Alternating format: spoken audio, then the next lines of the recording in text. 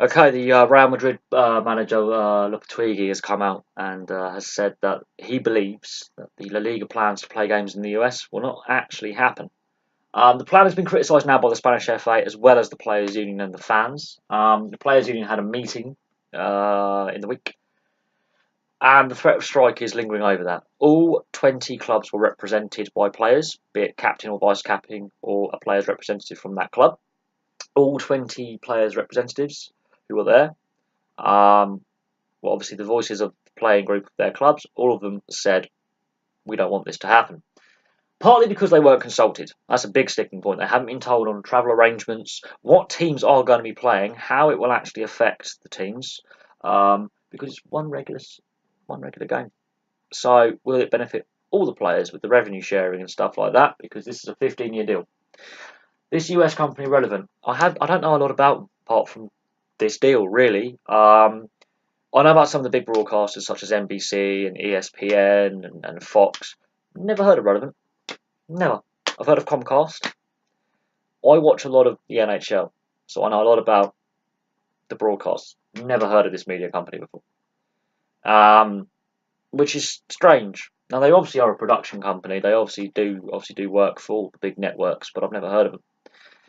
There are already TV deals in place for overseas viewing with the American networks, with La Liga, the Premier League, you name it. They already show games regularly. NBC and Fox will advertise during NHL games when there's a break in play. The next weekend's La Liga or Premier League fixtures, they will advertise it. Champions League, Europa League, you will see that come on the ticker tape saying this game has been shown at this time, Eastern, Central, and Pacific time. So I'm surprised that La Liga have decided to go with a relative unknown media provider. That's the first sticking point for me. Now, Lopetegui's saying he's backing the players on this. When a manager is backing the players' union, and we've seen in the past, managers and players' unions haven't always got on in various sports, and clubs and players' unions haven't. The clubs are staying very, very quiet at this time. They employ the players. The players are threatening a strike. What happens? Does that mean you put the youth teams into play when the first team squads go on strike? If it happens, because we haven't seen a players' strike in a very, very, very long time, if at all, in football.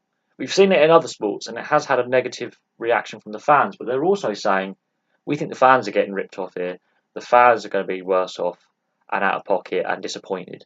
So they're trying to get the fans on side for their threat of strike. Because if the strike that they're threatening has no public support, then it could damage the clubs and the league more. The AFE, the Players' Union, has a meeting in September, their second meeting on this issue.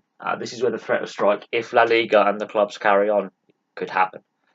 We've seen strikes and lockouts in other sports, most notably, obviously, the NHL, Major League Baseball. We've seen threats of strikes from rugby players in both league and union. But they've never actually been fulfilled. There have been threats, but they've never actually got to that stage. Football, again, this doesn't happen often when a players' union in a league or in a country says, hey, we're not happy with something, we're going to strike. Now, they haven't got to that stage yet, and they don't want to, but they're keeping it on the table. Now, the Liga deal is a 15-year deal. So far, all we know about the details is they've agreed a media partnership with this company. Relevant. The one regular game a season, what clubs are going to play? If you are a fan of Spanish football, you know Getafe is not going to get the same kind of viewership in the US that, I don't know, Real Madrid will, as the home team. The away team, what would you rather see? Real Betis or Barcelona? Would you rather see an El Clasico or a Basque derby because they're passionate? Or would you rather see some of the real lesser known teams like a Getafe play and a Girona? So I'm really surprised that this deal has been signed, considering that some of the clubs probably won't feel any of the benefits. It'll be the big clubs that feel the benefits, and they've got enough money and enough, fan base anyway. They don't need to grow the brand anymore. I can assure you that. Real Madrid just sells itself. Barcelona sells itself. Atletico Madrid started to sell itself. Athletic Bilbao, because of their culture, and they're from the Basque country. Yeah, the Basques are passionately in love with Bilbao and Racing Santander.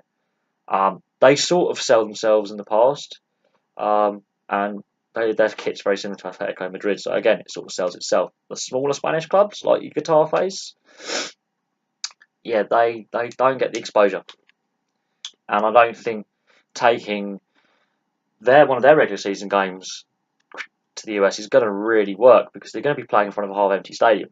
That's not going to be the same draw. Now, a similar plan has been put forward before by a rival league in the English Premier League. In 2007, Peter Skidmore, yes, him, absolute moron, shouldn't be in charge of the English game, but there we go, he's running one of the biggest leagues in the world. He put forward a 39th game proposal, not taking a regular season game, adding a regular season game. Managers and players already are concerned about fixture congestion. Clubs, fans and players have pushed long and hard for a mid-season break in the winter, which they're finally getting.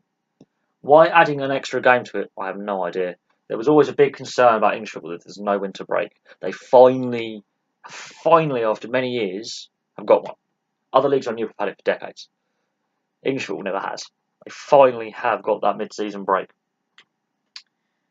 These plans came up, but they were dropped and shelved. They weren't completely put on hold. They were in the pipeline, and they were trying to find an agreement with the US.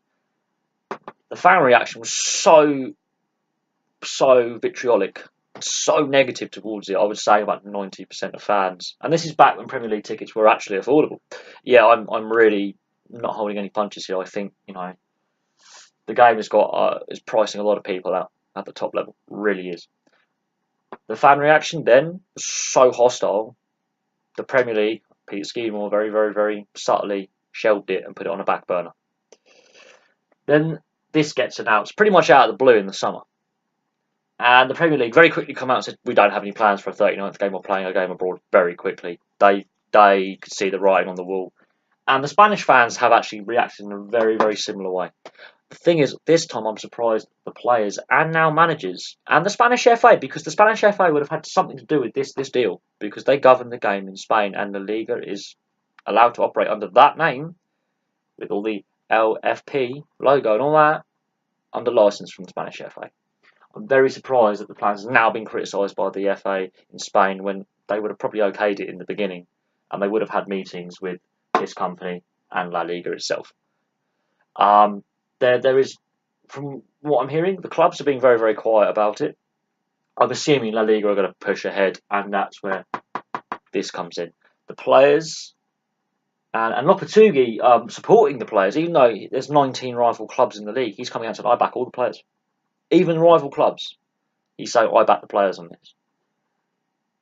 This is getting more and more likely as each day passes, because when that meeting comes in September, and La Liga are clearly going to forge ahead with this idea to play and fulfill the 15-year deal, because if they back out, that's a breach of contract and they can be sued for a lot of money by this media company Relevant.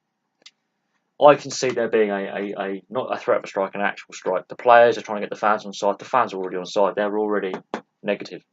Fans, for about a decade and a half now, have been saying, we don't want regular season games or cup games that are domestic and competitive being played abroad when actually they should be played in the host country itself. Also, there's another subplot to this. The MLS. The MLS is established now in the US, and it's still trying to grow, and it's growing rapidly in expansion with the amount of teams playing in it, and the amount of kids now playing the game, but is struggling financially compared to the Big Four. The NFL, NHL, NBA, and Major League Baseball are streets ahead in revenues, and the NHL is the lowest on revenues, and that is still making 5 to 6 times as much as the MLS on a bad year. And this move will negatively harm the domestic game in the US. I cannot see US owners, even though their season takes place for the most part when the European season is not taking place. I cannot see the US owners, because there's a bit of overlap between the MLS and the European season at both beginning and end. I cannot see the US owners being happy with their teams having to compete for fans at the turnstile and the merchandise table with La Liga.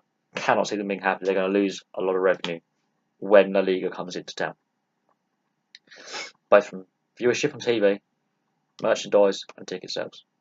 People are going to want to travel from all over the US and Canada, because there's MLS teams in Canada, to watch this one regular game a season. The fact that a rival league proposed a similar but slightly different plan by adding an extra game to the season, and that was very quickly dropped and shelved with the reaction that came. I can't see this working long term. I can see threats of strikes and a rift between the players and the league and the FA getting really serious. And we've seen how damaging player strikes and lockouts can be for leagues, for revenues, for player development, and for sport as a whole. But I'm going to leave that there. Thank you very much for watching. It's a bit longer than normal, and there's a fair bit of information on the board in a lot smaller writing, so I can get the information on the board. But the fact that a La Liga manager has now come out and stated he's backing all players and he's backing the AFE on this says there is a disconnect between the clubs and their players and coaching staff. And there's a disconnect between the fans and the clubs as well. And this threat of strike is going to linger on for at least another month. I can't see La Liga pulling out of this agreement because all the legal ramifications and the lawsuit that could come. But at the same time, I can't see the AFE Players Union backing down. So we'll see what happens. But anyway, thank you very, very much for watching. Please like and subscribe. Place your thoughts below. And I will have some more videos on this topic probably very, very soon. And other videos on other topics as well. So I shall see you soon.